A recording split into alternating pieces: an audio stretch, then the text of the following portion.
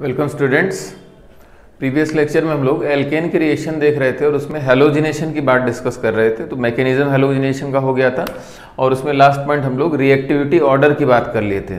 Reactivity order क्या आपका X2 की रिएक्टिविटी ऑर्डर क्या थी F2Cl2Br2, उसके बाद I2 F2 इतना रिएक्टिव है कि उसकी रिएक्टिविटी हम लोग उसके रिएक्शंस की बात हम लोग नहीं करेंगे, फ्लोरिनेशन की बात नहीं करते हैं। और iodination is slow and reversible, तो मेनली हम लोग क्लोरीनेशन और ब्रोमिनेशन की ही बात करते हैं। ठीक है, तो अब हम लोग रिएक्टिविटी की जो बात कर रहे थे, तो रिएक्टिविटी में फर्स्ट पॉइंट आपका X2 की रिएक्टिविटी का ऑर्डर, तो उसका आंसर क्या हो गया था F2, उसके बाद Cl2 Br2 और अगेन I2 की रिएक्टिविटी बहुत स्लो है। तो ये पॉइंट तो हमने आपको एक्सप्लेन कर दिया था। RDS के डेल्टा H के आधार पे आप लोग रिएक्टिविटी डिसाइड करते हैं। सेकंड पॉइंट होता है कि RH की रिएक्टिविटी का ऑर्डर। RH मतलब किस टाइप के हाइड्रोजन की बात कर रहे हैं, तो यहाँ जो आंसर आता है 3 degree hydrogen is more reactive than 2 degree hydrogen than 1 degree hydrogen. ये इसमें रिएक्टिविटी का ऑर्डर होता है। अच्छा, इसमें reactivity is directly proportional to stability of corresponding R dot formed, stability of corresponding R dot। ठीक है, R dot मतलब जो फ्री रेडिकल बन रहा है RDS में राइट साइड में, R dot formed, तो stability of corresponding R dot form. कहने का मतलब एक एग्जांपल से अगर हम आपको समझाएं इस कंसेप्ट को,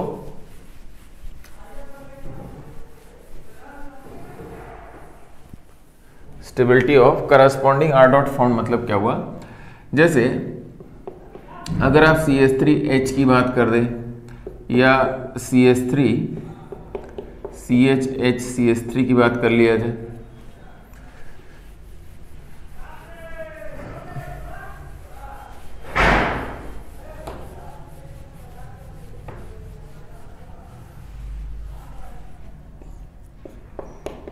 CH3C, यहाँ आपका CH3,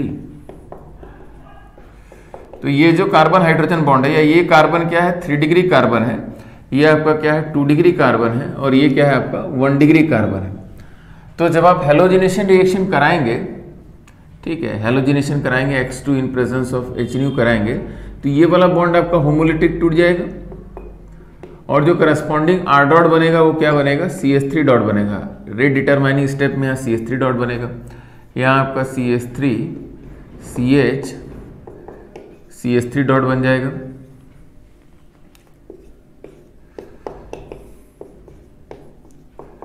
CH3 और यहाँ CH3 डॉट। तो इनकी स्टेबिलिटी का ऑर्डर क्या है भाई, ये 3 डिग्री है मोर स्टेबल, ये 2 डिग्री, ये आपका 1 डिग्री। तो अल्फा हाइड्रोजन या प्लस आई इफेक्ट दोनों की बात कर सकते हैं। तो यहाँ stability of free radical 3 degree 2 degree 1 degree होता है। तो अगर ये स्टेबल है तो इसके बनने का रेट फास्ट होगा। या यहाँ ये समझने की कोशिश करिए कि ये जो CH बॉन्ड है ये आसानी से टूट जाएगा। तो अगर हम यहाँ R1 की बात करें, यहाँ R2 की बात करें, यहाँ R3 की बात करें, रेट की बात करें, तो कौन आसानी से बनेगा, तेजी से बनेगा, R3 greater than R2 greater than R1। समझ में आ रही बात। वही चीज हमने बोला कि 3 डिग्री हाइड्रोजन CH बॉन्ड ज्यादा रिएक्टिव होता है उसके कंपैरिजन में 2 डिग्री, उसके बाद 1 डिग्री। तो यही जो corresponding stability of free radical का, ये आपका क्या है स्टेबल है, because it is 3 degree free radical. तो जितना स्टेबल R डॉट बनेगा उतना ही फास्ट वहां रिएक्शन होगा। ठीक है, और जनरली क्या होगा 3 डिग्री CH बॉन्ड के टूटने से मोर स्टेबल फ्री रेडिकल बनेगा। तो रिएक्टिविटी ऑर्डर का बेसिक मकसद क्या हो गया, मतलब क्या हो गया कि 3 डिग्री हाइड्रोजन CH बॉन्ड, इसके ब्रेकेज से आपको 3 डिग्री फ्री रेडिकल बनेगा। ठीक है, इसीलिए रिएक्टिविटी ज्यादा हो जाएगी। ठीक है, तो cleavage of 3 degree RH will produce 3 degree free radical, 3 degree free radical R dot. So high reactivity,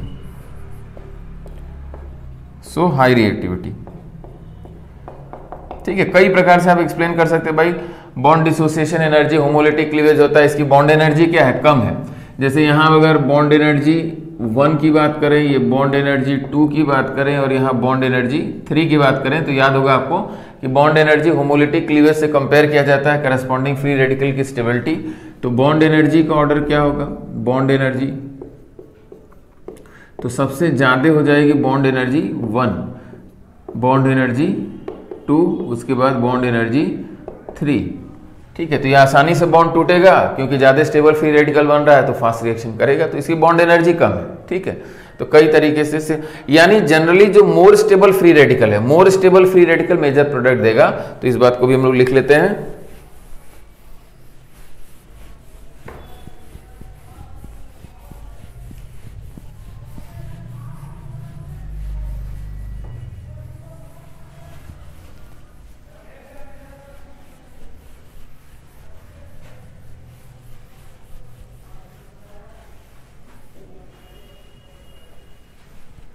लिख लेते हैं generally more stable free radical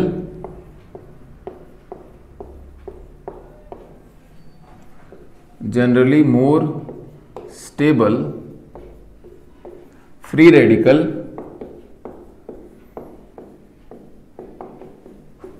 will form major product, will form major product। Generally more stable, जैसे question करके समझा जाए कि अगर आपको क्वेश्चन दिया जाए सिंपली CH3 CH2 CH3, यह मान लीजिए कुछ इस प्रकार से। ठीक है, इनका ब्रोमिनेशन करा रहे हैं Br2HNu, Br2HNu, और यहां भी ब्रोमिनेशन करा रहे हैं Br2HNu। ठीक है, तो जहां कहाँ मेजर प्रोडक्ट बनेगा, तो फिर से बात समझने की कोशिश करिए कि भाई ब्रोमीन लगाने की साइड्स तो 2 है, यहाँ भी लग सकता है ब्रोमीन, यहाँ भी ब्रोमीन लग सकता है।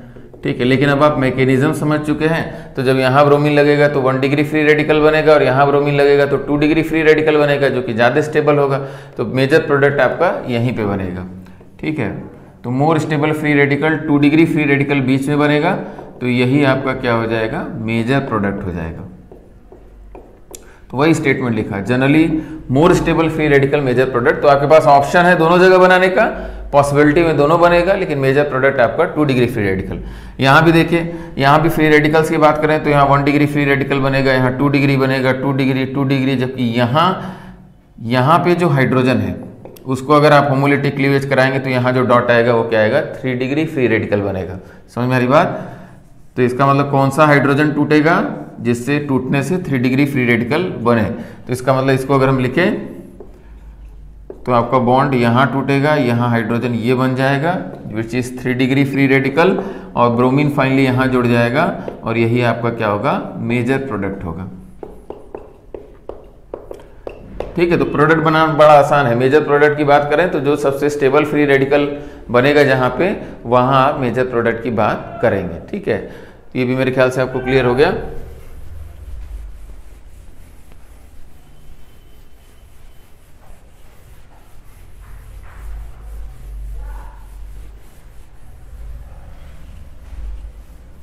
अब इतना सीखने के बाद हम लोग कुछ क्वेश्चंस कर सकते हैं।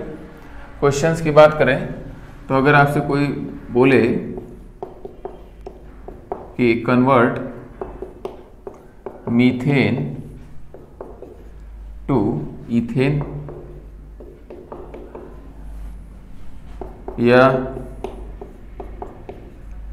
इथेन टू एन ब्यूटेन,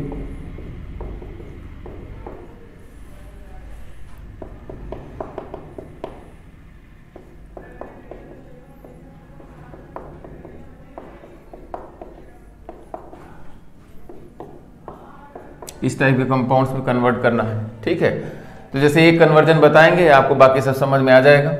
जैसे एल्केन की अगर रिएक्शन की बात करें तो एल्केन का जो इंपॉर्टेंट रिएक्शन होता है वो हेलोजिनेशन होता है। तो आपने एरो के ऊपर Cl2HNu लिख दिया, मोनो हेलोजिनेशन ही कराया जाता है इन जनरल, कंसंट्रेशन एडजस्ट करा के उसको कर सकते हैं, ये बताया था। तो ये आपका क्या बन गया, alkyl halide. This is alkyl halide. और एल्किल हैलाइड पे कौन सा रिएक्शन करा दीजिए, सोडियम ईथर का रिएक्शन करा दीजिए, जो कि कौन सा रिएक्शन है, वुड्स रिएक्शन,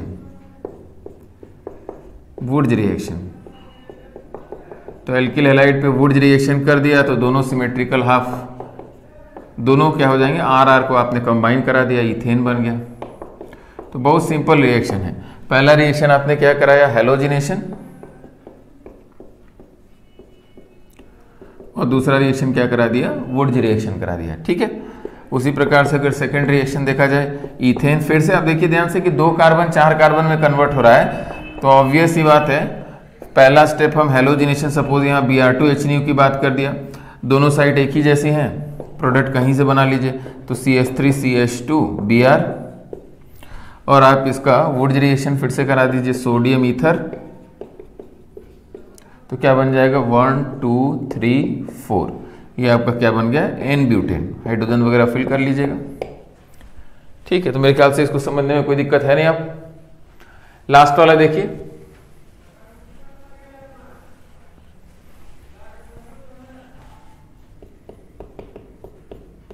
लास्ट वाला क्या हो गया, CH3CH2CH3। इसमें फिर से आप हैलोजिनेशन कराइए, सपोज Br2HNU की बात कर रहे हैं, तो ऑब्वियस ही बात है, यहाँ 1 डिग्री फ्री रेडिकल, यहाँ 2 डिग्री फ्री रेडिकल, तो जो आप बनाएंगे वो 2 डिग्री फ्री रेडिकल बना देंगे, और उससे मेजर प्रोडक्ट यानी ये आपका ब्रोमीन लग जाएगा। ठीक है, इसी की बात की जाए। अब इसका वुड्स रिएक्शन करा दीजिए, या इसको हम अगर ऐसे लिख दें, ब्रोमीन हो गया, और आपने सोडियम ईथर के साथ वुड्स रिएक्शन कराया है, तो 2 ऐसे सिमेट्रिकल हाफ क्या कर लीजिए, आप जोड़ लीजिए, मिथ इथ pro, this is isopropyl bromide, isopropyl bromide. तो 2 आइसोप्रोपाइल ब्रोमाइड, 2 आइसोप्रोपाइल ग्रुप्स को आपने इस प्रकार से ज्वाइन कर दिया, और इसके अबाउट क्या है, ये सिमेट्रिकल है। मेरे ख्याल से आप समझ गए।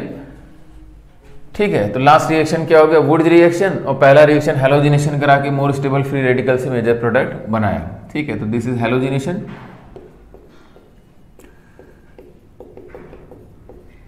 और ये क्या है, अगेन वुड्स रिएक्शन।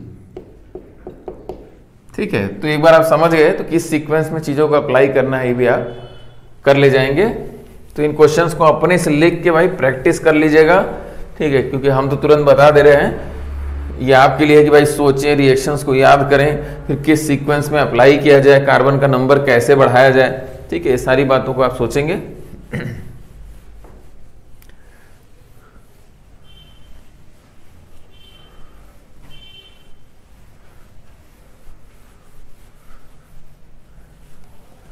चलिए देखा जाए। अच्छा, एक पॉइंट आयोडीनेशन में याद कर लेते हैं। आयोडीनेशन की बात करें तो आयोडीनेशन में एक प्रॉब्लम क्या है, अगर रिएक्शन लिखा जाए कि RH प्लस आपका I2 के साथ रिएक्शन कराया आपने इन प्रेजेंस ऑफ HNU, तो आपका प्रोडक्ट बनता है RI और प्लस आपका HI। पहली बात कि रिएक्शन क्या है, इक्विलिब्रियम का। ठीक है, रिएक्शन इक्विलिब्रियम का रिएक्शन होता है, iodination is slow and reversible, ये पहले ही बताया। और एक और प्रॉब्लम इसमें यह है कि जो HI बन रहा है, HI is a very powerful reducing agent. तो HI क्या करता है, एल्किल हैलाइड को रिड्यूस कर देता है, किसमें, RH में, इस इक्विलिब्रियम को पीछे ढकेल देता है, प्रोडक्ट नहीं बनने देता है। समझ में आ रही बात। तो जो HI बन रहा है, इसको याद कर लेंगे, HI is a very powerful reducing agent. ठीक है, तो HI reduces RI back to RH। तो हमको एक तो इक्विलिब्रियम की समस्या, दूसरा इसे ये equilibrium highly shifted backward direction में हो गया, ये भी समस्या। तो हम लोग क्या करेंगे, वन ऑफ द प्रोडक्ट को यहां से कंज्यूम करेंगे, तो क्योंकि ये रिड्यूसिंग एजेंट है, रिड्यूसिंग एजेंट है, तो हम लोग यहां क्या ऐड कर देंगे, oxidising agent, oxidising agent add कर देंगे। फॉर एग्जाम्पल HiO3 ऐड किया जाता है, या ठीक है HgO ऐड किया जाता है, या आपका HNO3 ऐड किया जाता है। समझ में आई बात। इनको ऐड कर देंगे और ये HI कन्वर्ट हो जाएगा I2 में। ठीक है, तो फिर से इस कंसेप्ट को समझ लिया जाए। Iodination is slow and reversible, iodination is slow and reversible,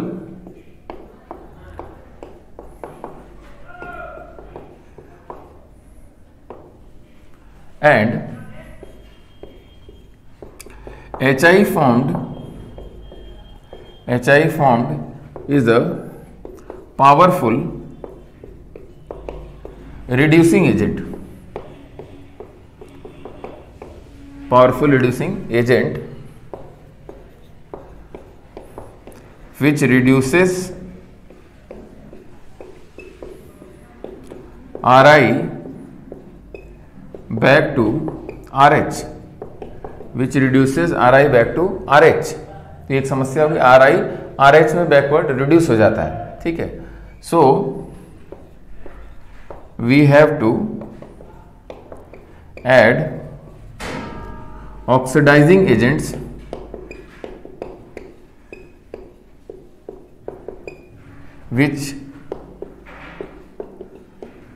which converts HI to I2 and shift the equilibrium in forward direction. ठीक है, and shift the equilibrium in forward direction. ये आपका कंसेप्ट हो गया, ठीक है. तो ऑक्सीडाइजिंग एजेंट्स ऐड करते हैं, फॉर एग्जांपल HiO3, HNO3, ठीक है, HgO, इस टाइप के ऑक्सीडाइजिंग एजेंट्स आप ऐड करते हैं. तो यहाँ एक रिएक्शन आप याद करेंगे जो एनसीईआरटी में दिया हुआ है. तो आपका HiO3 plus 5HI, HiO3 plus 5HI gives 3I2 plus 3H2. समझ में आ रही बात. तो HI को आप किस में लेते गए, I2 में लेते गए, उसको आपने ऑक्सीडाइज कर दिया I2 में, तो ये आपका कंज्यूम हो जाएगा, तो इक्विलिब्रियम फॉरवर्ड डायरेक्शन में शिफ्ट हो जाएगा. अगेन इतना सब इसमें दिक्कत है, ठीक है. इक्विलिब्रियम को फॉरवर्ड डायरेक्शन में ले जाने का उपाय कर रहे हैं, ऑब्वियस सी बात है. तो आगे चल के हम लोग इससे बेटर मेथड्स देखेंगे कि एल्केन को अल्किल आयोडाइड में कैसे कन्वर्ट किया जाए, तो और बेटर मेथड्स की बात हम लोग करेंगे, ठीक है.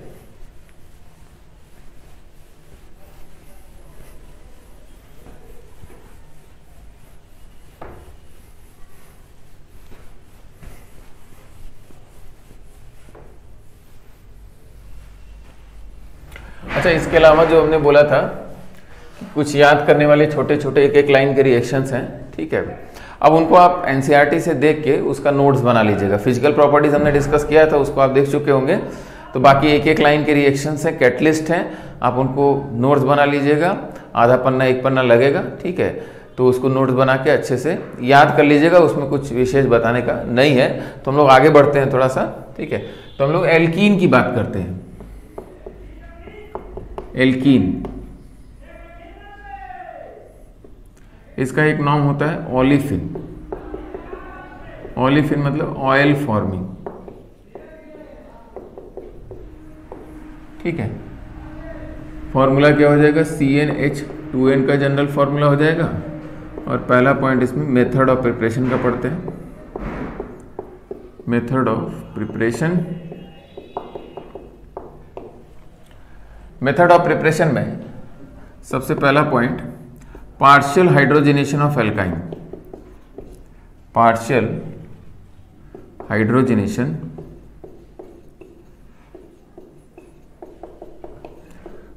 Hydrogenation of alkyne to alkene, ठीक है. चाहे एल्कीन चाहे एल्काइन हाइड्रोजनेशन करते हैं तो फाइनल प्रोडक्ट क्या होता है, आपका एल्केन होता है. लेकिन आपको क्या करना है, एल्कीन का हाइड्रोजनेशन किया, एल्काइन का हाइड्रोजनेशन किया, एल्काइन एल्कीन में कन्वर्ट हुआ, एल्कीन एल्केन में कन्वर्ट होता है. लेकिन आप बीच में ही रोक देंगे, एल्कीन स्टेज तक उसको रोका जाएगा. वो कैसे रोका जाएगा इसको समझा जाए. तो आपने एक एल्काइन लिया, RC ट्रिपल बॉन्ड CR, इसका H2 से रिएक्शन करा रहे हैं. तो जो कैटलिस्ट लेंगे वहाँ यहाँ, तो कैटलिस्ट होता क्या था, प्लेटिनम था या पैलेडियम था या आपका निकेल था. मेटल सरफेस पे रिएक्शन हो रहा था. इसका कंसेप्ट समझाया था, मेटल सरफेस पे रिएक्शन हो रहा है, ठीक है. अब इस मेटल के सरफेस पे रिएक्शन हो रहा है, ठीक है. तो मेटल के सरफेस पे क्या होते हैं, एक्टिव साइट्स होती है रिएक्शन करने के लिए. ढेर सारी साइट्स होती हैं जहां रिएक्शन होता है, ठीक है। तो सरफेस एरिया पे, सरफेस पे रिएक्शन हो रहा है, तो आप क्या करते हैं, आप मेटल के सरफेस पे कुछ विशेष प्रकार की कोटिंग, कुछ विशेष प्रकार के पॉइजन्स ऐड करके रिएक्टिविटी को कंट्रोल कर देते हैं, ठीक है। इस रिएक्शन की या इस मेटल की कैटालिटिक पावर को क्या कर देते हैं, कम कर देते हैं, रिएक्टिविटी स्लो कर देते हैं, ताकि जब एल्कीन बने तो आपके पास समय और उसको आप बाहर आइसोलेट कर लें, ठीक है, वो फर्दर रिड्यूस ना हो पाए। तो आप क्या करते हैं, मेटल सरफेस की रिएक्टिविटी को चेक करने के लिए, डिक्रीज करने के लिए, एक्टिव साइट्स को कम करने के लिए सबसे पहले इसके ऊपर बेरियम सल्फेट या कैल्शियम कार्बोनेट की कोटिंग कर देते हैं। तो मेटल सरफेस पे बेरियम सल्फेट या कैल्शियम कार्बोनेट की कोटिंग कर दिया, जिससे क्या हो गया, इफेक्टिव सरफेस एरिया घट गया, एक्टिव साइट्स कम हो गए रिएक्शन करने के लिए। फर्दर रिएक्टिविटी को और डिक्रीज करने के लिए आप उसमें कुछ पॉइजन्स होते हैं जो एक्टिव साइट्स को फर्दर ब्लॉक करते हैं। तो पॉइजन्स क्या होते हैं, सल्फर या आप क्यूनोलिन ऐड कर दीजिए। क्यूनोलिन आपका इस प्रकार से होता है, क्यूनोलिन या लेड एसीटेट। लेड एसीटेट हो गया आपका CH3CO whole twice Pb, lead acetate, ठीक है। तो जब इस प्रकार का कैटलिस्ट लेंगे, पैलेडियम, प्लेटिनम या निकल के सरफेस पे बेरियम सल्फेट की कोटिंग कर दिया, रिएक्टिविटी डिक्रीज हो गई, और रिएक्टिविटी डिक्रीज कर दिया, एसिड क्यूनोलिन या लेड एसीटेट ऐड कर दिया, रिएक्टिविटी और कंट्रोल हो गई, डिक्रीज कर गई रिएक्टिविटी। तब ये जो रिएक्शन है वो एल्कीन स्टेज तक ही हो पाता है, वहीं पे रुक जाता है रिएक्शन, फर्दर रिएक्शन नहीं हो पाता क्योंकि रिएक्टिविटी उतनी हाई रह नहीं गई कैटलिस्ट की। तो आपका अच्छा, मेटल सरफेस पे जो एडिशन होता था वो तो सिनी एडिशन होता था, भाई मेटल सरफेस है, हाइड्रोजन एड्सॉर्ब होगा और इसके बीच बॉन्ड बनेगा, ये बॉन्ड टूट जाएगा, ठीक है, बाकी प्रोसेस तो वही है। तो इसका मतलब जो आपका सिन एडिशन वाली प्रॉपर्टी वो तो रहेगी। तो जब सेम साइड से दोनों हाइड्रोजन हो जाएंगे तो कुछ इस प्रकार की सिचुएशन हो जाएगी और कंपाउंड क्या हो जाएगा, सिस कंपाउंड बनता है। तो सिन एडिशन होता है और सिस कंपाउंड बनता है, ये आपको याद रखना है। तो ये पूरा कंसेप्ट क्या चल रहा है, partial hydrogenation of alkyne over poisoned catalyst, ठीक है। पॉइजन्ड कैटलिस्ट का मतलब क्या हुआ, रिएक्टिविटी आपने कैटलिस्ट की डिक्रीज कर दी by decreasing the active sites and blocking the active sites, ठीक है। अब इसी को, यही जो कैटलिस्ट है, ठीक है, इसी को एक और साइंटिस्ट के नेम के आधार पे लिंडलर्स कैटलिस्ट बोला जाता है, ठीक है। तो इसको पहले बना लीजिए, फिर इसको मिटा देते हैं।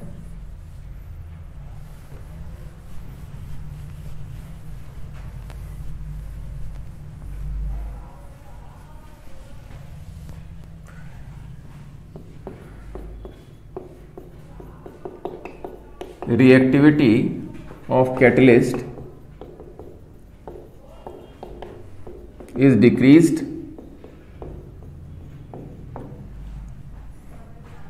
by coating with barium sulfate or CaCO3 and further decreased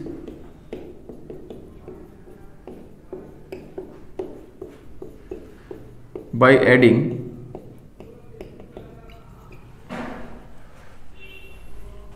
poisons like sulfur, quinoline और लेड एसीटेट, क्यूनोलिन और लेड एसीटेट,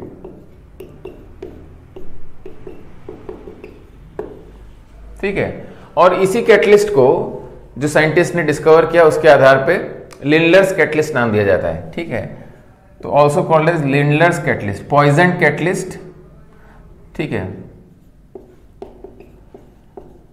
पॉइजन कैटलिस्ट।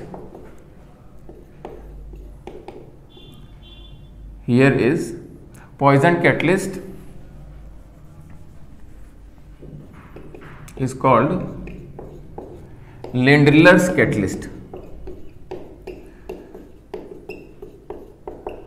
ठीक है। तो ये पूरा कंसेप्ट, या और करके हम लिख दें, ये जो पूरा कंसेप्ट है वो लिंडलर्स कैटलिस्ट लिखा हो,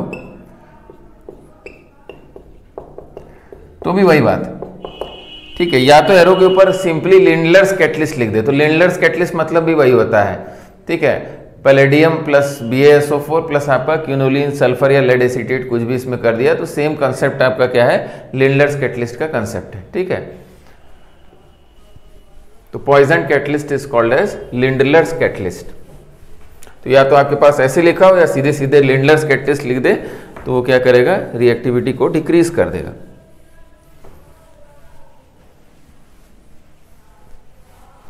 लिंडलर्स कैटलिस्ट क्या, साइंटिस्ट के नेम के आधार पर इस कंसेप्ट को, ठीक है,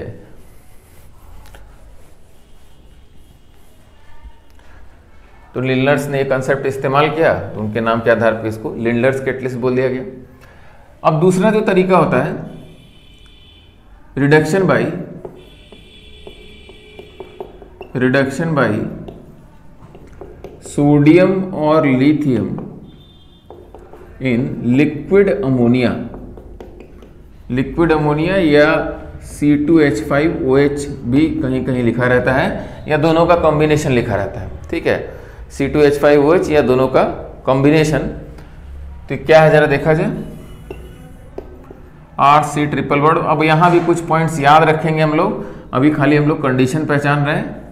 एरो के ऊपर लिखा रहेगा सोडियम या लिथियम इन लिक्विड अमोनिया, या लिक्विड अमोनिया की जगह C2H5OH या दोनों का कॉम्बिनेशन दिया हो।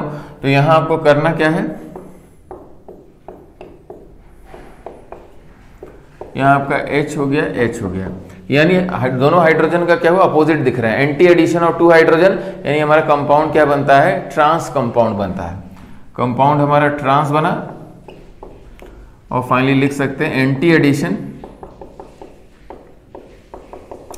Anti addition of 2 hydrogen across pi bond, anti addition of 2 hydrogen across the pi bond हुआ है, ठीक है। तो इसको एज इट इज आप याद कर लीजिए, रिएजेंट याद कर लीजिए, एल्काइन पे रिएक्शन हो रहा है, ठीक है। और इसमें एक और एक्स्ट्रा पॉइंट याद करना चाहते हैं, तो इसको नॉन टर्मिनल एल्काइन बोलते हैं, non terminal alkyne. Terminal alkyne मतलब जो एल्काइन किनारे हो, फॉर एग्जांपल टर्मिनल एल्काइन का अगर एग्जांपल दें, ट्रिपल बॉन्ड C और ये H, समझ में आ रही बात। तो इसमें ट्रिपल बॉन्ड क्या है, किनारे है, दिस इज टर्मिनल एल्काइन। तो ये जो स्पेसिफिक रिएक्शन है, रिडक्शन बाय सोडियम और लिथियम लिक्विड अमोनिया, ये बेसिकली किसके लिए होता है, नॉन टर्मिनल एल्काइंस के लिए होता है, टर्मिनल के लिए नहीं होता है, ठीक है। अब क्यों नहीं होता है, इसको आगे चल के दोबारा जब हम लोग मैकेनिज्म डिस्कस करेंगे तब बताएंगे। तो सिंपल आपका alkyne non terminal, triple bond कहीं बीच में हो तो उस पर आप ये रिएजेंट अप्लाई करिए और आपका ट्रांस कंपाउंड मिल जाएगा, anti addition of 2 hydrogen across the pi bond.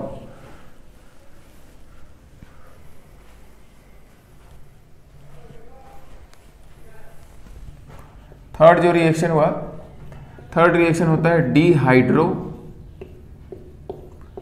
Halogenation reaction. Dehydrohalogenation reaction, dehydrohalogenation मतलब नाम से क्लियर है, हाइड्रोजन और हैलोजन का निकलना, डिहाइड्रो हैलोजिनेशन रिएक्शन, ठीक है। हाइड्रोजन और हैलोजन का निकलना ही डिहाइड्रो हैलोजिनेशन रिएक्शन। अगेन इस रिएक्शन को हम लोग पहचानेंगे कि भाई इस टाइप की सिचुएशन दी रहेगी तो हमको ऐसा कर देना है, ठीक है। बाकी मैकेनिज्म वगैरह कोई डिटेलिंग नहीं हो रहा है।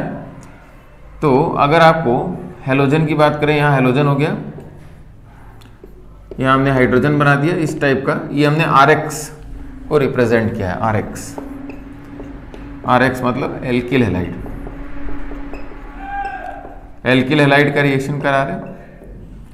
अच्छा, एरो के ऊपर आपको एक स्ट्रॉन्ग बेस के साथ हीटिंग होनी चाहिए, स्ट्रॉन्ग बेस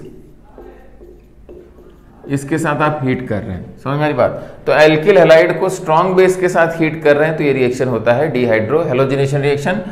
बेस कौन कौन से होते हैं, तो OH माइनस ऑब्लिक ROH ऐसा लिखा हो, ठीक है।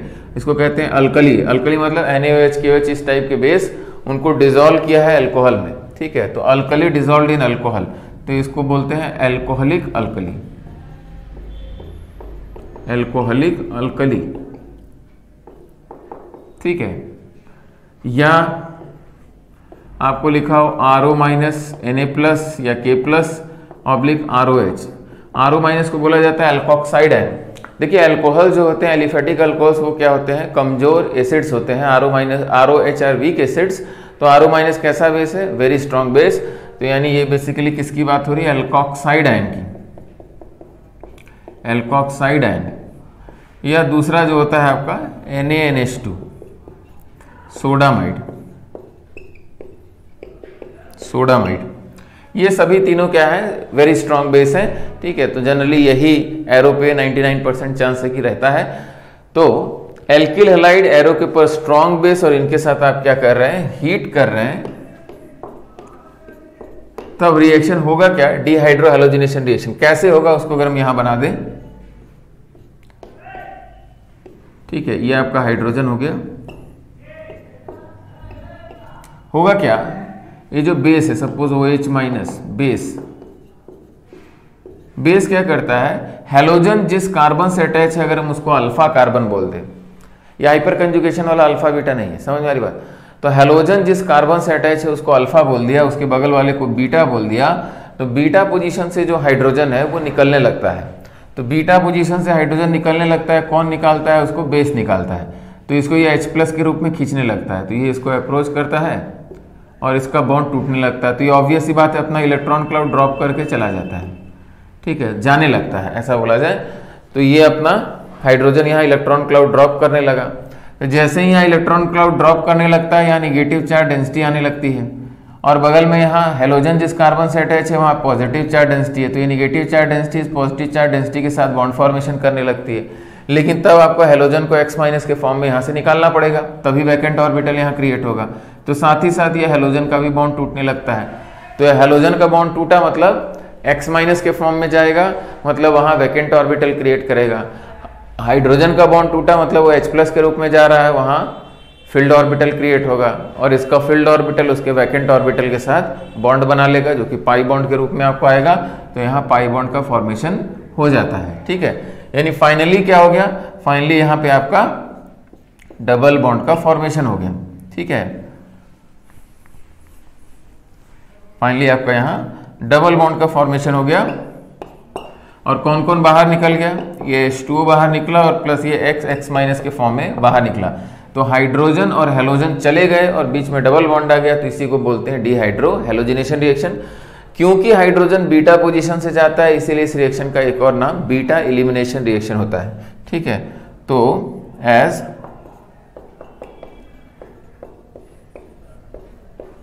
हाइड्रोजन इज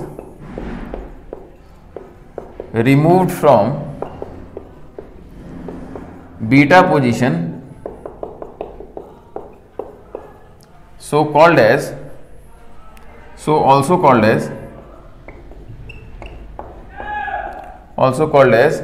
beta elimination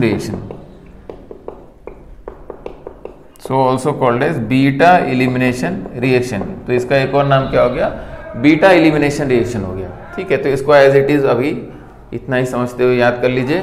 एक दो एग्जांपल देके और समझाते हम।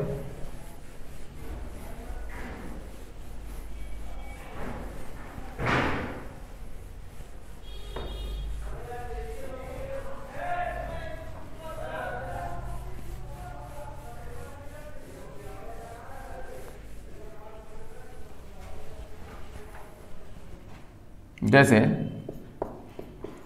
फॉर एग्जांपल CH3, यहाँ हम ऐसे लिखें CH2H, यहाँ ब्रोमीन हो गया और यहाँ CH3 हो गया, और एरो के ऊपर क्या लिखा हुआ है सपोज, ठीक है, OH-ROH, OH-C2H5OH। तो ये स्ट्रॉन्ग बेस है और हीटिंग कर रहे हैं, समझ में आ रही बात। तो आप तुरंत समझ जाएंगे कि एल्किल हैलाइड की बात हो रही है, एरो के ऊपर स्ट्रॉन्ग बेस की बात हो रही है और हीटिंग की बात हो रही है। तो ये डिहाइड्रो हैलोजिनेशन रिएक्शन है। ठीक है, तो अब आप ब्रोमीन जिस कार्बन से जुड़ा हुआ है उसको अल्फा बोल देंगे और उसके अगल बगल बीटा बोल देंगे। ऑब्वियस सी बात है, यहाँ तीनों पोजीशन एक जैसी है, किसी को बीटा बोल दीजिए तो ये आपका बीटा हो गया। अब बीटा पोजीशन का हाइड्रोजन बेस अप्रोच करने लगेगा, समझ में आ रही बात। तो ये तो यहाँ से चला जाएगा और साथ ही साथ ये भी चला जाएगा, और दोनों चले जाएंगे तो यहाँ क्या हो जाएगा, बॉन्ड बन जाएगा। ठीक है, कोई कहे सर ब्रोमीन क्यों जा रहा है भाई, ये H+ के रूप में जा रहा है, तो यहाँ क्या हो रहा है, निगेटिव चार्ज डेंसिटी आने लगेगी जो कि यहाँ Δ+ के साथ बॉन्ड बनाने लगेगा, तो इसको बाहर ढकेल देगा, ये निकल जाएगा। समझ में आ रही बात। तो यहाँ पाई बॉन्ड का फॉर्मेशन होने जा रहा है, यानी फाइनली जो रिएक्शन हो गया, जो प्रोडक्ट बन गया वो ऐसा बन गया, और प्लस आपका H2O + Br- plus H2O + Br-, तो ये आपका एलिमिनेशन रिएक्शन हो गया, एलिमिनेशन हो गया। ठीक है, तो आप पहचान गए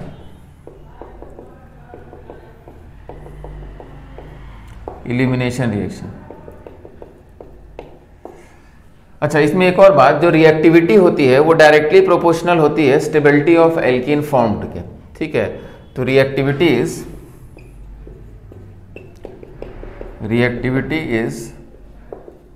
directly proportional to stability of alkene formed.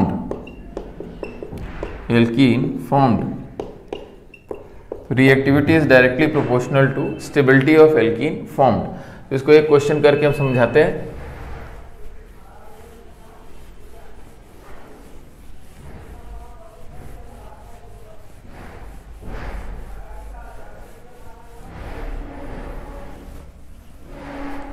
Question लिखते हैं,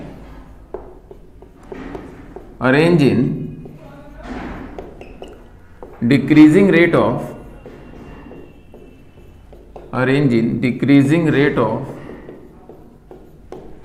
dehydrohalogenation.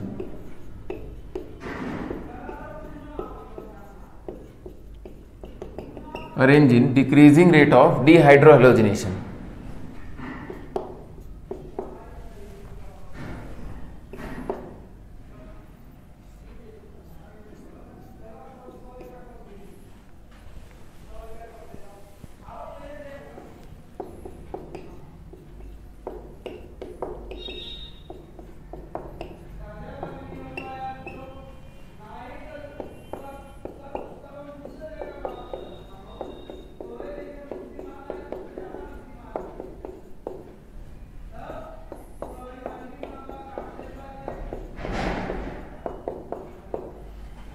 ठीक है, अभी मेंशन कर रहा है डीहाइड्रोहैलोजिनेशन, तो स्ट्रॉन्ग बेस के साथ हीटिंग है, ये तो आप मान के चलेंगे ही। तो स्ट्रॉन्ग बेस के साथ हीटिंग की बात कर रहे हैं, तो ऑब्वियस ही बात है, मान लीजिए हम कोई स्ट्रॉन्ग बेस OH- इसके साथ हीटिंग की बात कर रहे हैं, तो फिर से वही बात, हाइड्रोजन ब्रोमीन निकालिए, आपका एल्कीन क्या बन गया, ये बन गया। यहाँ अगर एल्कीन की बात करेंगे तो ये बन जाएगा, और यहाँ एल्कीन बन जाएगा CH2 डबल बॉन्ड CH2। अब इनकी स्टेबिलिटी की बात करें तो इसमें अल्फा हाइड्रोजन क्या है, 6 है, इसमें अल्फा हाइड्रोजन 3 है, और इसमें अल्फा हाइड्रोजन क्या है, 0 है। तो ऊपर जाने पर स्टेबिलिटी क्या हो रही है, बढ़ रही है, स्टेबिलिटी इंक्रीजेस। समझ में आ रही बात, स्टेबिलिटी ऊपर जाने पे क्या हो रही है, बढ़ रही है। तो इसका मतलब रेट ऑफ इलिमिनेशन रिएक्शन या रेट ऑफ डीहाइड्रोहैलोजिनेशन भी क्या होगा, बढ़ने लगेगा, क्योंकि स्टेबिलिटी ऑफ एल्कीन के डायरेक्टली प्रोपोर्शनल है। जितना स्टेबल एल्कीन बनेगा उतना फास्ट रिएक्शन होगा। तो यानी रेट आपका क्या हो जाएगा, रेट ऑफ इलिमिनेशन। ये बेसिकली इलिमिनेशन की कैटेगरी है, हाइड्रोजन हैलोजन सब जा रहे हैं, तो ये क्या एलिमिनेट हो रही है चीजें। तो रेट ऑफ इलिमिनेशन या डीहाइड्रोहैलोजिनेशन तो क्या हो जाएगा, सबसे फास्ट A में होगा, उसके बाद B में होगा, उसके बाद क्या होगा, C में होगा। ठीक है, तो ये पॉइंट मेरे ख्याल से आपको क्लियर हो गया।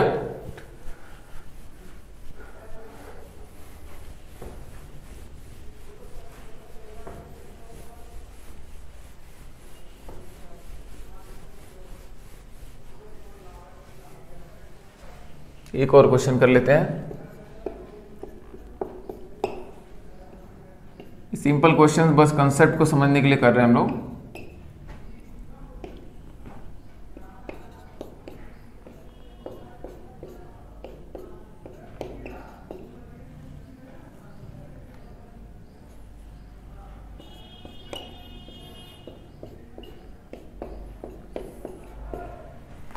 अगेन आप स्ट्रॉन्ग बेस के साथ हीट कर रहे हैं,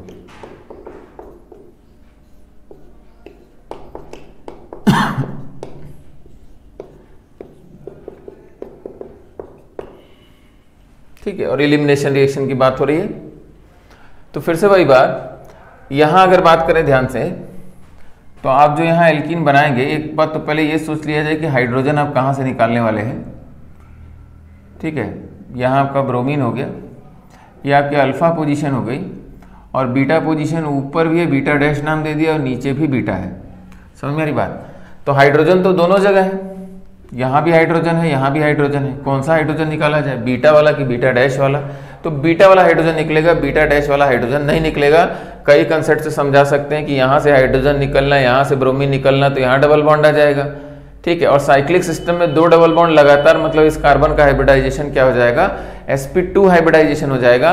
और साइक्लिक सिस्टम में, सॉरी, यहाँ डबल बॉन्ड और ये हाइड्रोजन और ये ब्रोमीन निकला, तो यहाँ डबल बॉन्ड, मतलब इस कार्बन का हाइब्रिडाइजेशन क्या हो गया, sp हाइब्रिडाइजेशन। और sp हाइब्रिडाइजेशन, ठीक है, लीनियर ज्योमेट्री रिक्वायर करेगा, तो साइकिल में बहुत ज़्यादा स्ट्रेन हो जाएगा। कभी भी साइकिल में अप टू 7 कार्बन एटम हम लोग हाइब्रिडाइजेशन sp नहीं कर पाते हैं। समझ में आ रही बात? तो यहाँ आप 2 डबल बॉन्ड लगातार तो सोचिएगा भी मत। और ऑब्वियस ही बात है, ये हाइड्रोजन भी नहीं हटेगा, क्योंकि इसमें sp2 हाइब्रिडाइजेशन है, तो s कैरेक्टर CH बॉन्ड में ज़्यादा है, तो मोर बॉन्ड स्ट्रेंथ भी उसकी क्या है, ज़्यादा है। ठीक है, तो हटेगा कौन, ये हटेगा। ठीक है, तो OH माइनस ने इसको अप्रोच किया, इसका बॉन्ड टूट गया, इसका बॉन्ड टूट गया, तो यहाँ क्या बन जाएगा, बॉन्ड बन जाएगा। और आपको प्रोडक्ट तुरंत दिख भी रहा होगा कि वेरी वेरी स्टेबल प्रोडक्ट। यहाँ double bond double bond double bond, और ये बेसिकली क्या बन गया, बेंजीन बन गया, जो कि एरोमेटिक होता है। और एरोमेटिसिटी एक्स्ट्राऑर्डिनरी स्टेबिलिटी की कंडीशन होती है। ठीक है, तो रेजोनेंस में अगर रेजोनेटिंग स्ट्रक्चर एरोमेटिसिटी की कंडीशन सेटिस्फाई कर रहे हैं, या रेजोनेंस एरोमेटिसिटी की कंडीशन को सेटिस्फाई कर रहा है, तो इट इज़ हाईली स्टेबल, तो इट इज़ वेरी स्टेबल, तो तुरंत बनेगा, बहुत फास्ट रेट होगा। यहाँ देखा जाए ब्रोमीन, यहाँ से हाइड्रोजन हटा दीजिए, तो आपका डबल बॉन्ड कंजुगेशन में आ जाएगा, तो कंजुगेटेड स्ट्रक्चर बनेंगे, डबल बॉन्ड कर दिया। अगेन यहाँ भी हमारे पास ऑप्शन था कि भाई हाइड्रोजन यहाँ से हटाते, हाइड्रोजन यहाँ से हटाते। इसको अगर हम अल्फा बोल दें, इसको बीटा बोल दें, या बीटा डैश बोल दें, ऊपर बीटा बोल दें, तो बीटा वाले से ही हटाया। क्यों हटाया? क्योंकि यहाँ डबल बॉन्ड आएगा तो ये कंजुगेटेड सिस्टम होगा, जबकि यहाँ डबल बॉन्ड आएगा तो कंजुगेटेड सिस्टम नहीं होगा। तो हम लोग तो स्टेबल एल्कीन बनाना ही चाहेंगे, और यहाँ तो कहीं लगा लीजिए। ठीक है, यहाँ से ब्रोमीन हटा, ये अल्फा पोजीशन, और उसके बगल वाले पोजीशन से आपने हाइड्रोजन हटा दिया। तो इनकी स्टेबिलिटी का ऑर्डर, सबसे स्टेबल बेंजीन हो गए, उसके बाद रेजोनेटिंग कंजुगेटेड स्ट्रक्चर हो गए, उसके बाद ये कोई रेजोनेंस नहीं है। तो जो स्टेबिलिटी का ऑर्डर होगा वही रिएक्टिविटी का ऑर्डर होगा। तो सबसे फास्ट रिएक्शन कौन करेगा, ए की रिएक्टिविटी बहुत फास्ट होगी डिहाइड्रोहेलोजिनेशन के लिए, उसके बाद बी हो जाएगा, उसके बाद क्या हो जाएगा, सी हो जाएगा। तो फिर से लॉजिक समझिए, लॉजिक क्या है, रेट ऑफ एलिमिनेशन रिएक्शन या dehydrohalogenation is directly proportional to stability of the corresponding alkene form. जितना स्टेबल एल्कीन बनेगा उतना फास्ट रिएक्शन होगा। ठीक है, तो 2 क्वेश्चन मेरे ख्याल से सफिशिएंट है इसको समझने के लिए।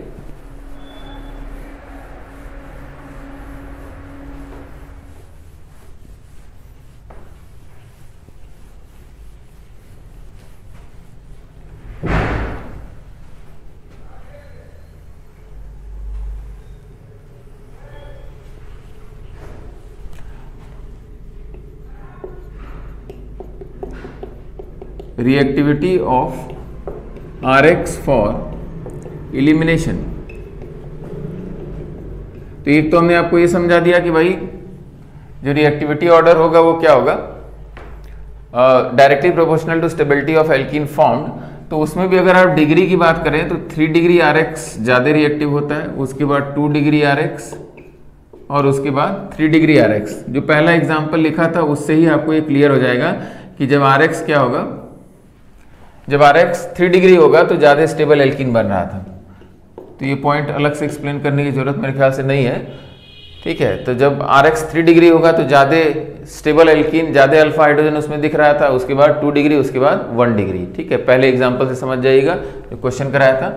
हाँ, अगर मान लीजिए हम दूसरा रिएक्टिविटी की बात करें, Ri RBr, अगर हैलोजन चेंज करें RCl और RF की बात करें तो इसमें रिएक्टिविटी ऑर्डर क्या हो जाएगा, जितना कमजोर बॉन्ड होगा, भाई निकलना सभी को है, डिहाइड्रोहेलोजिनेशन रिएक्शन में हैलोजन तो जा ही रहा है ना, जब कमजोर बॉन्ड होगा तो क्या हो जाएगा, आसानी से जाएगा। ठीक है, और RF की बात करें तो RF में कार्बन फ्लोरीन का बॉन्ड बड़ा मजबूत होता है, तो उसमें डिहाइड्रोहेलोजिनेशन रिएक्शन हो भी नहीं पाएगा। तो फ्लोरीन को आप नहीं निकाल पाएंगे because of the strong carbon fluorine bond. ठीक है, तो जो रिएक्टिविटी ऑर्डर है it is proportional to 1 upon bond energy of RX, bond strength. Bond strength जितना कमजोर होगा रिएक्टिविटी उतनी फास्ट होगी। ठीक है, तो ये चीज आप याद कर लीजिएगा थोड़ा। इसके बाद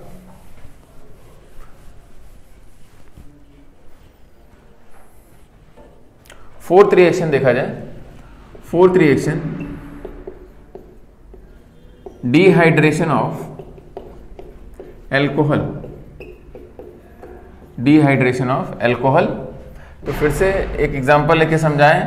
आपके पास कैसे पहचानेंगे, एरो के ऊपर एल्कोहल हो, सॉरी एल्कोहल रिएक्टेंट हो, एरो के ऊपर एक स्ट्रॉन्ग एसिड। तो जो एग्जाम्पल होंगे कंसंट्रेटेड H2SO4 की प्रेजेंस में हीट कर रहे हैं, या कंसंट्रेटेड H3PO4 की प्रेजेंस में हीट कर रहे हैं, या कंसंट्रेटेड HClO4 की प्रेजेंस में हीट कर रहे हैं, या आपका सिंपली H+ डेल्टा लिखा हुआ है। स्ट्रॉन्ग एसिड की प्रेजेंस में क्या कर रहे हैं आप, हीट कर रहे हैं, तो आपको मिलता है एल्कीन। और इसी रिएक्शन को हम लोग बोलते हैं डिहाइड्रेशन ऑफ एल्कोहल। डिहाइड्रेशन मतलब वाटर मॉलिक्यूल निकल जाएगा और आपका एल्कीन का फॉर्मेशन हो जाएगा। तो एल्कोहल, एरो के ऊपर स्ट्रॉन्ग एसिड, उसकी प्रेजेंस में हीट कर रहे हैं। स्ट्रॉन्ग एसिड के ऑप्शंस यही होते हैं मोर और लेस। और तो प्रोडक्ट क्या होता है आपका, एल्कीन बन जाता है। इसी चीज को समझा जाए एक एग्जांपल से।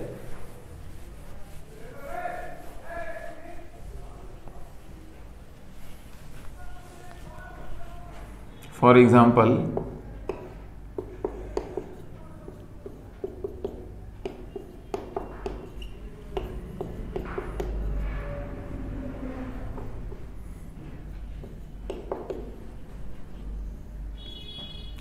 एरो के ऊपर कंसंट्रेटेड H2SO4 आप हीट कर रहे हैं, आपको मिला H+ प्लस HSO4 माइनस।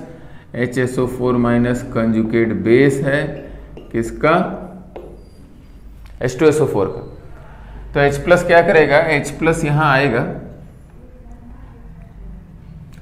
और इस पे अटैच हो जाएगा। इस स्टेप को बोलेंगे प्रोटोनेशन। प्रोटोनेशन स्टेप हुआ है। प्रोटोनेशन किसका हुआ है, OH का प्रोटोनेशन कर दिया। तो आपका स्ट्रक्चर बन गया CH3C, यहां CH3 और यहां आपका OH2+। अब क्योंकि ऑक्सीजन पे पॉजिटिव चार्ज आ चुका है तो कार्बन और ऑक्सीजन का bond toward the oxygen break कर जाएगा। ऑक्सीजन की इलेक्ट्रोनेगेटिविटी बढ़ चुकी है पॉजिटिव चार्ज आने से, और ये टूटेगा तो ये H2O न्यूट्रल हो जाएगा। अच्छा, यही स्टेप रेट डिटरमाइनिंग स्टेप होता है। टूटने के बाद सिचुएशन क्या हो गई, सिचुएशन ये हो गई CH3C, यहाँ आपका CH2H और यहाँ CH3। मान लीजिए हमने ऐसे बना दिया, ये पॉजिटिव चार्ज हो गया, इसका मतलब कार्बोकैटायन बना, कार्बोकैटायन इंटरमीडिएट यहाँ बना, टूटा कार्बोकैटायन बना। ठीक है, अब इसके बाद यहाँ बगल से H+ जाएगा, तो HSO4 माइनस जो कंजुगेट बेस था, अब यहां से H+ निकालेगा, और H+ निकालेगा मतलब ये अपना इलेक्ट्रॉन क्लाउड ड्रॉप कर देगा, मतलब यहाँ निगेटिव चार्ज आने लगेगा। तो यहाँ एक फिल्ड ऑर्बिटल और यहाँ एक वैकेंट ऑर्बिटल, तो बॉन्ड फॉर्मेशन कर लीजिएगा। यानी फाइनली हमारा जो स्ट्रक्चर बन गया CH2 डबल बॉन्ड C, यहाँ CH3 और यहाँ CH3। तो ये आपका क्या बन गया, एल्कीन बन गया। और ये रिएक्शन क्या है, डिहाइड्रेशन रिएक्शन। फाइनली तो क्या निकला है, OH निकला और बगल से H निकला, H2O निकल गया इसमें से। समझ में आ रही बात, तो H2O निकल गया तो ये रिएक्शन क्या हो गया, डिहाइड्रेशन रिएक्शन हो गया। ये भी उसी तरीके से है, पिछली रिएक्शन की तरह है, एलिमिनेशन रिएक्शन की तरह ही। ठीक है, लेकिन उसमें क्या है, एक स्टेप में सब कुछ कर दे रहे थे। इसमें क्या है, पहले प्रोटोनेशन करके इसको निकाल दे रहे हैं, कार्बोकैटायन जनरेट कर दे रहे हैं, उसके बाद बगल से H+ निकाल दे रहे हैं और आपका एल्कीन का फॉर्मेशन हो जा रहा है। अब इसमें भी रिएक्टिविटी की अगर बात करें, भाई रिएक्टिविटी किसके प्रोपोर्शनल होगी, तो यहाँ दो चीजें होंगी कि जैसे मान लीजिए यहीं पे इसको अगर हम हटा के CH कर दिए होते, ठीक है, यहां हम, ठीक है, इसको तोड़ दिए होते तो हमारे पास कुछ ऐसा बन जाता। तो ऑब्वियस ही बात है, जो अभी कार्बोकैटायन यहाँ था वो 3 डिग्री था, अब ये कार्बोकैटायन क्या है 2 डिग्री, तो लेस स्टेबल कार्बोकैटायन बना। जब अल्कोहल क्या लिए 2 डिग्री, इससे पहले वाला अल्कोहल क्या था 3 डिग्री, समझ में आ रही बात। और इसके बाद जब एल्कीन भी बनाएंगे तो बगल से H+ निकाल देंगे, तो यहाँ क्या हो जाएगा, यहाँ तो हाइड्रोजन ही है, तो इसमें अल्फा हाइड्रोजन की संख्या भी घट गई 3, और इससे पहले वाले में अल्फा हाइड्रोजन कितने थे 6 थे। कंक्लूजन क्या हुआ कि अल्कोहल की रिएक्टिविटी ऑर्डर क्या होता है 3 डिग्री 2 डिग्री 1 डिग्री। क्यों 3 डिग्री 2 डिग्री 1 डिग्री? जब 3 डिग्री अल्कोहल होगा तब ज़्यादा स्टेबल एल्कीन का फॉर्मेशन होगा, जब 2 डिग्री अल्कोहल होगा तो रिलेटिवली उससे कम स्टेबल, और जब इसको भी आप हटा देंगे 1 डिग्री अल्कोहल की बात करेंगे तो और कम स्टेबल एल्कीन बनेगा। और बीच में कार्बोकैटायन की भी स्टेबिलिटी क्या हो जाएगी, घट जाएगी। 3 डिग्री अल्कोहल से 3 डिग्री कार्बोकैटायन, 2 डिग्री अल्कोहल से 2 डिग्री कार्बोकैटायन, और 1 डिग्री अल्कोहल से 1 डिग्री कार्बोकैटायन। इसको हम एक जगह और एग्जाम्पल से समझाएं आपको।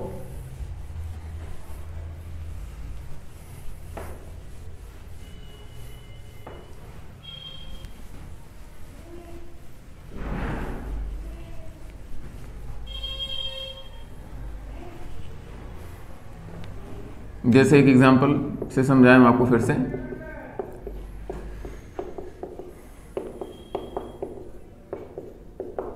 ये आपका 3 डिग्री अल्कोहल हो गया,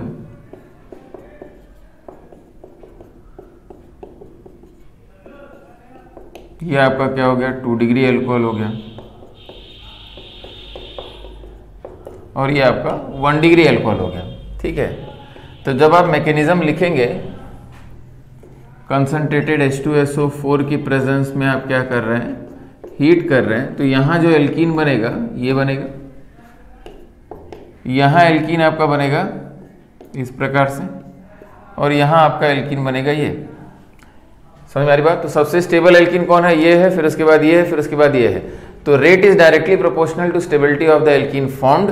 ठीक है, और दूसरी बात, बीच में कार्बोकैटायन यहाँ 3 डिग्री, यहाँ 2 डिग्री, यहाँ 1 डिग्री, तो rate is also directly proportional to stability of the corresponding carbocation. तो reactivity of ROH towards this elimination reaction या डिहाइड्रेशन रिएक्शन, तो आपका 3 डिग्री हो गया, उसके बाद 2 डिग्री, उसके बाद 1 डिग्री। तो जो रेट होता है वो किसके प्रोपोर्शनल होता है, basically it is proportional to stability of alkene formed, stability of alkene, और also directly proportional to stability of carbocation, stability of carbocation. ठीक है, तो इन पॉइंट्स का ध्यान रखिएगा कि अल्कोहल में डिहाइड्रेशन का जो रेट होता है वो 3 डिग्री 2 डिग्री 1 डिग्री क्यों होता है, क्योंकि ज़्यादा स्टेबल एल्कीन भी बनेगा और बीच में इंटरमीडिएट कार्बोकैटायन भी ज़्यादा स्टेबल बन रहा है। तो यही चीज़ हमने एक्सप्लेन किया आपको।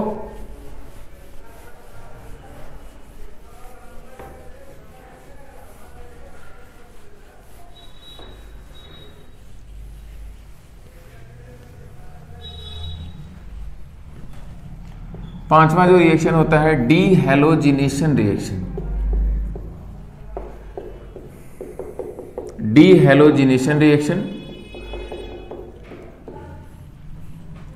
डीहैलोजिनेशन रिएक्शन अगर आपको ऐसा सिस्टम दे, यहां आपका हैलोजन हो, यहां CH, यहां भी X स्टैंड्स फॉर ये हैलोजन, और यहां आपका R हो गया, और एरो के ऊपर क्या दिए हुए हैं, जिंक प्लस C2H5OH, या इसकी जगह CH3COH। ठीक है, या एक और रिएजेंट है जो अभी हम लोग लिख लेते हैं, NaI प्लस एसीटोन। ठीक है, तो या तो zinc plus C2H5OH oblique CH3COH या NaI प्लस एसीटोन। ठीक है, कोई भी रिएजेंट दिया हो।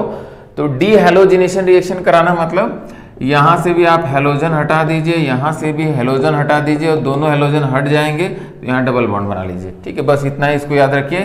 तो आपका RCH डबल बॉन्ड CH, यहाँ R हो गया, प्लस आपका ZnX2, ऐसा रिएक्शन। ठीक है, और इसी रिएक्शन को क्या बोले, डीहैलोजिनेशन। अच्छा, ये जो 1-2 पोजीशन पे सेम हैलोजन्स का आना, इसको स्पेशल नाम दिया जाता है, दिस इज विस कंपाउंड। विस कंपाउंड या विसिनल डाइहैलाइड, विसिनल डाइहैलाइड। ठीक है, तो इस चीज को आप याद रखेंगे, विस या विसिनल कंपाउंड बोला जाता है।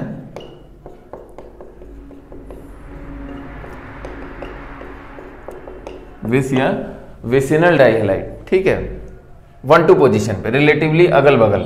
जैसे यहां एक एग्जांपल से इसको याद रखिएगा, CH3 CH, यहां आपका Cl हो गया, यहां Cl हो गया। एक ही कार्बन पे 2 सेम ग्रुप अगर लगे हैं तो उसको जेम कंपाउंड बोला जाता है, तो it is example of gem compound. और अगर अगल बगल की पोजीशन पे 2 सेम कंपाउंड लग गए तो उसको आप विस कंपाउंड बोलेंगे। ये आपका बेसिकली विस कंपाउंड, ऊपर वाला जेम, नीचे वाला विस कंपाउंड। तो इसकी अगर बात करें तो इसका एक कॉमन नेम भी याद रखेंगे आप, इसको बोलते हैं इथिलीडीन, इथिलीडीन डाइक्लोराइड, और इसको बोला जाता है इथिलीन, इथिलीन डाइक्लोराइड। तो इथिलीडीन डाइक्लोराइड जो होता है वो जेम डाइहैलाइड होता है, और इथिलीडीन डाइक्लोराइड, सॉरी, इथिलीडीन डाइक्लोराइड क्या होता है, जेम डाइहैलाइड होता है, और इथिलीन डाइक्लोराइड क्या होता है, विस डाइहैलाइड होता है। ठीक है, तो ये रिएक्शन किसका है, विस डाइहैलाइड का रिएक्शन अगर आप जिंक C2H5OH या NaI एसीटोन से कराते हैं तो दोनों हेलोजन हटा के आप बीच में डबल बॉन्ड लगा दीजिएगा, तो एल्कीन बनाने का तरीका हो गया।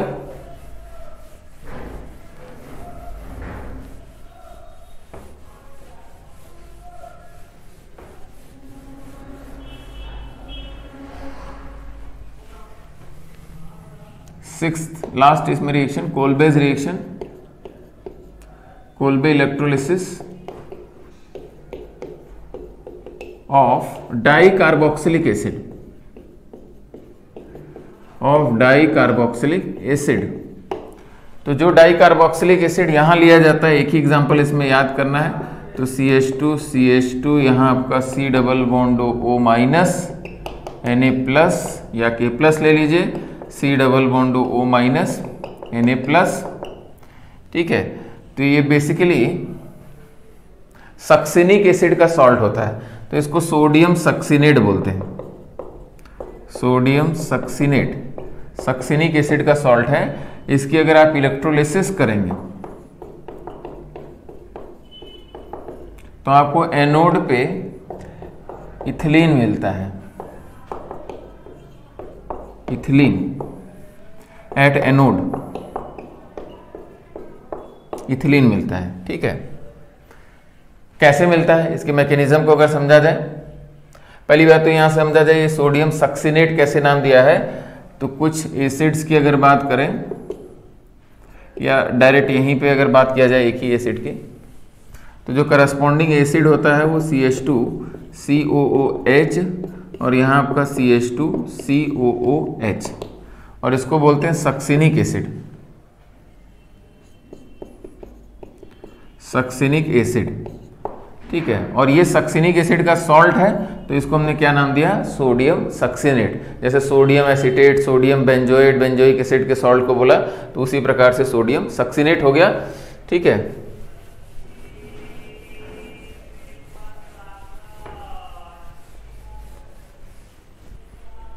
ठीक है, तो एनोड पे मैकेनिज्म क्या हो रहा होगा उसको भी समझा जाए। एनोड पे मैकेनिज्म वैसा ही है, कुछ नई बात नहीं है मैकेनिज्म में।